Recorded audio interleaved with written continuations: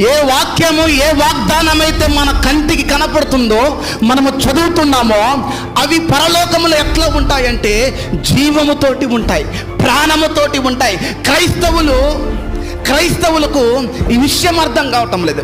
క్రైస్తవులు చాలామంది వాగ్దానాలను తీసుకుంటున్నారు, చాలామంది దేవుని యొక్క మాటలు తీసుకుంటున్నారు, చాలామంది దేవుని దగ్గర నుంచి దర్శనాలు చూస్తున్నారు. కానీ అవి దర్శనాలుగా, అవి వాక్యాలుగా, అవి వాగ్దానాలుగా తీసుకుంటున్నారు. కానీ అవి జీవము కలిగిన వాటిగా అవి తీసుకోవటం లేదు.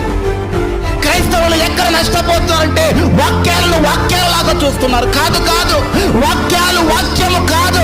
ఆ వాక్యము పరలోకంలో ఏమై ఉన్నదంటే అది జీవమై ఉన్నది. ఆమేన్.